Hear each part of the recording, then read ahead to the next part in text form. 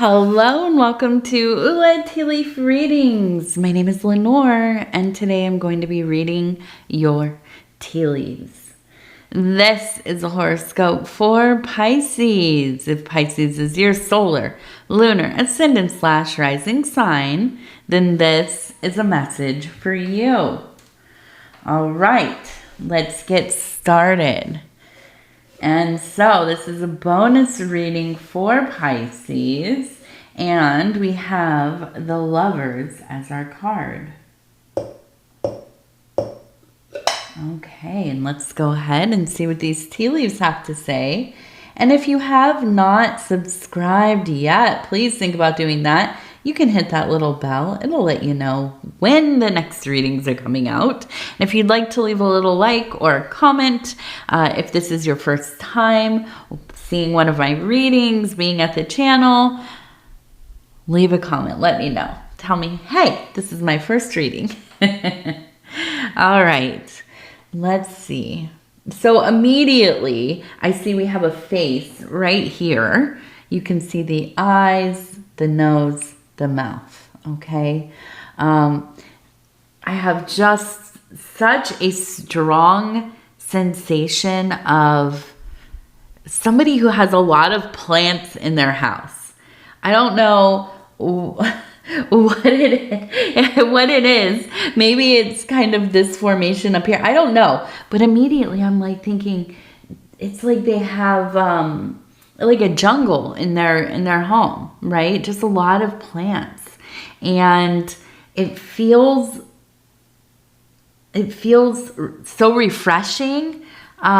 Maybe a little bit cluttered, you know, but it's not in a bad way. Not in a way that's like, you know, you don't want to be in there. No, this feels like almost like what is it, a conservatory? Is that what they're called? Like those indoor Victorian greenhouse type of deals that they had kind of built onto the side of their mansions or whatever. And just full of leafy plants, right? And I almost feel like this is like a family member that you would visit as a child, maybe. I keep thinking in my head, like this is your auntie. I don't know. They seem younger, a little bit younger. So maybe close in age. Or at least like a little bit younger than your parents, right? And so it just feels to me like this person was a huge influence on you.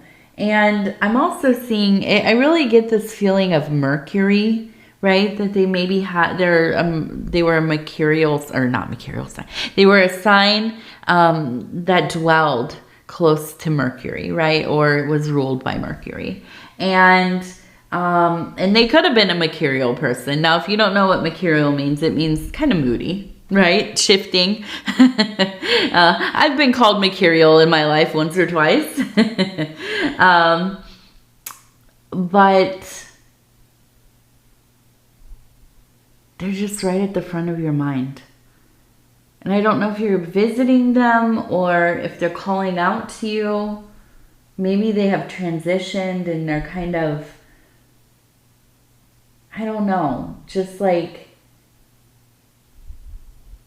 it doesn't feel like the usual. A lot of times it's just kind of like, hey, I'm here. I want you to know I'm in your life. But this is like a calling. A calling. And I just keep seeing their eyes, like really dark eyes. And I'm just wondering, maybe they had kind of some difficulties.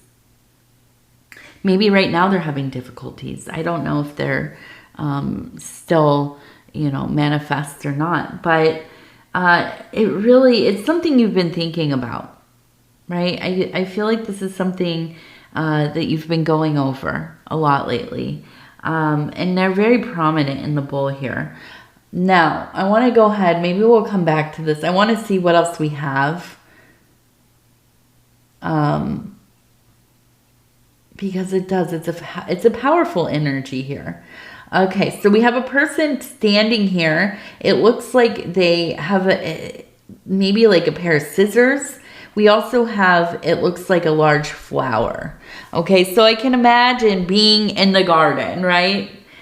Snipping some of your flowers, maybe making a little bouquet. But this is like your place. This is your place of peace. And now I'm getting this real, it's like a strand of being very connected to the plants. And I think it flows through your family. Maybe your family, I don't know, maybe they farmed or raised flowers or plants in general, just maybe hobbyists or, you know, just kind of had like what here they call like a small farm, a hobby farm. I don't know, it seems like a weird name to me, but a farm is a farm. I mean, it's not like a bunch of, you know, like 100 acres or whatever, but, I feel like it's kind of this, it's maybe something in your family where you all have kept gardens and you know, planted flowers and maybe, yeah, also kept plants inside. At least this person that came up in the beginning, they definitely do. But I feel like you find yourself really drawn to being out there among the flowers, keeping, you know, your pots of flowers going, your flower beds, you know, whatever it is, but, or there's a desire for this, right? Maybe there is a sense of like you're living somewhere where you don't have a lot of room for plants, or the environment that you're in is pretty harsh, or, you know, you're not getting enough sunlight, or, you know, whatever it is. So, you know, I do think that if this is something that's lacking in your life and something that you are drawn to, you know, maybe starting out with some easy things to grow, you know, things that don't need a lot of tending. You know, I've grown up around gardening and farming to some extent. One of my families was, you know, they had orchards and things. Now I live in you know, farmlands. So I see it a lot. I think about it a lot. I also am an avid gardener. So these things do, I understand, you know, once you get going with it, it's hard to stop, right? It's just, every year it seems to get more and more and more complex. And I've also, you know, I understand what it is to live in a place where you don't really have, you know, even a balcony, you know, or it's, the weather's very hot, there's not a lot of water or whatever. So, you know, finding something that you can, well, even like a community garden, you know, I've talked about this on these readings before. If you're not familiar with a community garden, a lot of towns and cities have them. And what it is where you go and you pay for a little plot of land. And it's, you know, there's a bunch of them. And maybe just a little square. It might be like, you know, a few feet by a few feet. And you plant and farm alongside other people in the community. And so it's a good place to socialize. It's also a fun place to go and take care of your plants and see what everybody else is doing and get ideas, and generally just a wonderful resource, you know.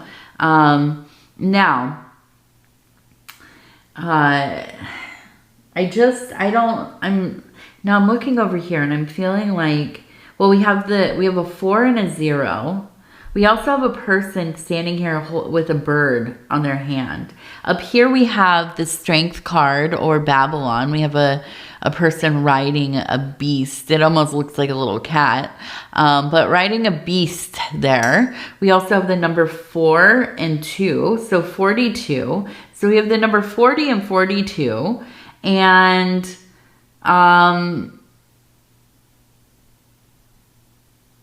yeah, with that strength or lust card there.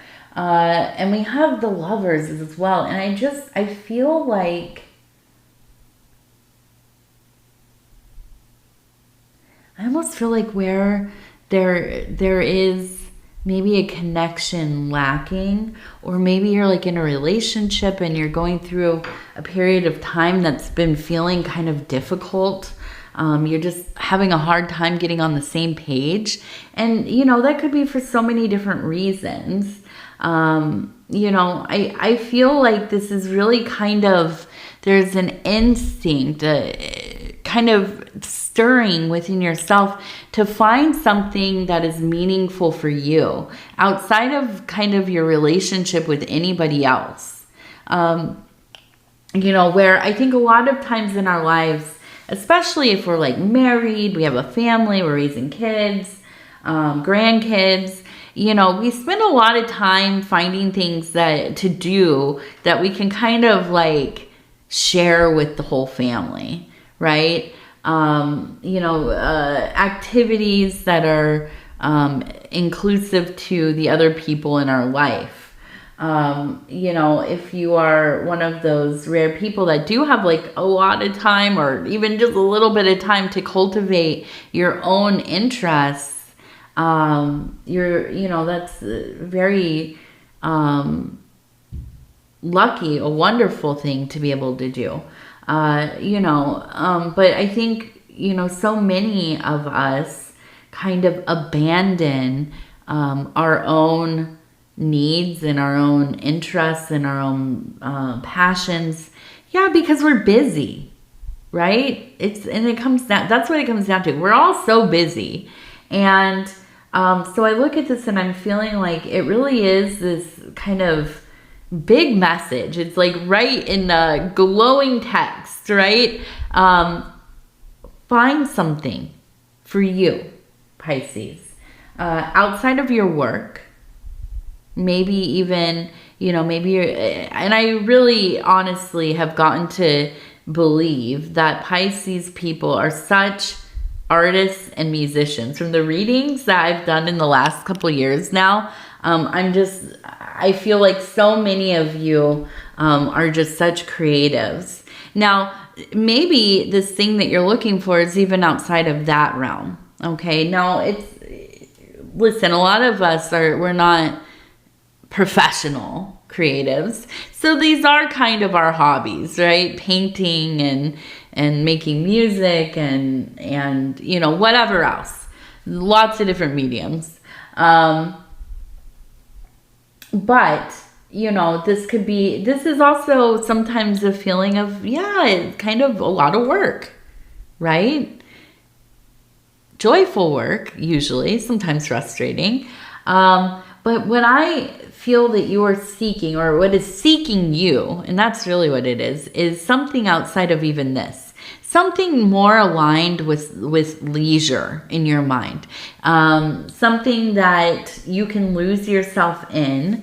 And there's very kind of not low expectations, but, you know, the failure, right? The failure of things, or messing something up, or, you know, whatever. There's not a lot of loss here, because this is something that is for you to enjoy. And, you know, I'm thinking of things like, yeah, well, gardening, you know, that's a big one. Although that's along with the creativity. It is a lot of work to be a gardener, to garden. But, you know, doing things like walking, taking a stroll, swimming, or I keep thinking about swimming. We have so much water around us. It's been flooding here, right? And we've also been swimming a couple times this week. And so my mind is in the water. That's where I keep thinking of. But, you know, or whatever it is. Maybe you like to go to museums, or you like to go, you know, try different kinds of croissants around the area, or maybe even travel, or to go, you know, try different kinds of breads. And can you tell I'm hungry? It's early in the morning. I'm starting to get get a little bit hungry after all of my readings here. This is my last reading. But yeah, just finding something. And I do feel like, you know, when we find ourselves in places where we are doing something for ourselves, when we are spending some time without guilt, right? That's a big, you got to remember that part. Without the guilt of, you know, allowing yourself to indulge in some free time. This really does kind of unlock places within ourselves that, yeah, I do feel, and we have this person holding the bird there. The bird is the messenger. This person is receiving a message or sending one. But I do feel like receiving more. And so I align this in my mind with somebody who is clairvoyant, somebody who is a medium, somebody can channel, you know, psychic, something in that realm. And when you put your time and strength and will into allowing yourself to live a little wildly, do the things that you want to do, you know, maybe stay up a little later, watch the movies you want to watch, you know, begin writing the novel that you've been wanting to write, or whatever it is, right? This unlocks this place in yourself where, yeah, your heart is open, your mind is open. There's a little bit less stress, maybe. There's an ease to your living. Maybe you're not questioning every day, why do I do all this stuff when I have no time to enjoy, right? You know, I spend my life working so hard and, you know, it benefits the people around me for the most part. But here I am, you know, working myself to the bone. And I don't know what this means. I don't know what life means if this is the way that I have to live, or it's not even have to live, the way that I choose to live, right? Because you made the choice to live that way. And letting go of that rigid, I'm always busy doing something, I'm always being productive, I'm always, you know, have something going on, and allowing yourself to have just some moments for yourself, it opens you up. We all need that. Even if it's like 5 minutes a week, we all need it. You know, I had been working really late at night. Well, I mean, it felt really late to me, but, you know, I go to bed like at 1 or 2 every night, and then I'm getting up at like 6, right, every morning. And that was going on for the last few months, and, you know, that's fine. That's how our schedule was working while we were moving and stuff. And but I found that I was like too tired to enjoy anything. I was going through the motions of a lot, just like trying to do stuff for our personal life, trying to do things for the business, myself and Dove and Serpent Tarot, my husband. And yeah, when I get into those modes, I just think like, why am I, you know, when is this going to end? What does this mean? When are we going to have anything to show for it that is enjoyable, you know? And, you know, that was just a few months, so it's nothing to really complain about. But I know this about myself. And so now, like, I'm getting up early in the morning, around like 4:30 or 5, going to bed earlier. I feel much better. And I get to like sit up and watch the sun start to come up a little bit, the blue hour. And, you know, now I've stopped coffee. I'm drinking water in the morning and just drinking so much water. I meet the day with a couple glasses of water. And, but I sit there, I drink my water, and I look out the window, and this morning I saw rabbits emerging from the bushes and things. And, you know, I feel like these are my moments of something for myself, right? A little bit of quiet time to really kind of get in there and reflect and just witness. And I feel much better. I feel way less cranky, way less ornery.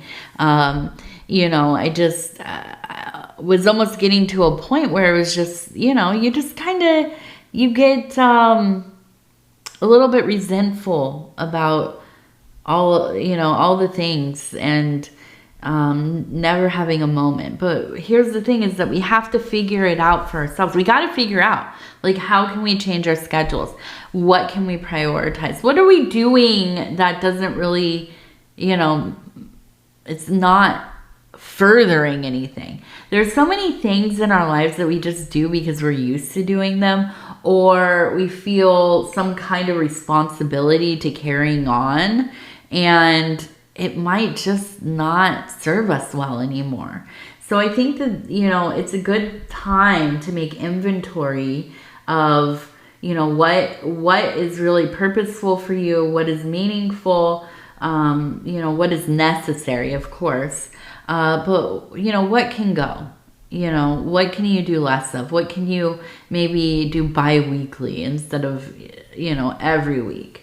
And when you really start to look at your life in this way and optimize the time that you do have in between things, and maybe, and you know, by optimize, I mean, it could be that you're just sitting there staring at a wall, you know, just kind of dissociating. I know there's like a negative connotation to dissociation. And usually, yeah, it's a response to trauma, you know. But I, you know, somebody who dissociates fairly often, I sometimes enjoy it. It kind of is, you know, a weird in-between place that I don't mind going at times. And so it might be just staring at a wall for you, you know, whatever it is. But I do think it's important that you figure out where you can make that time, okay?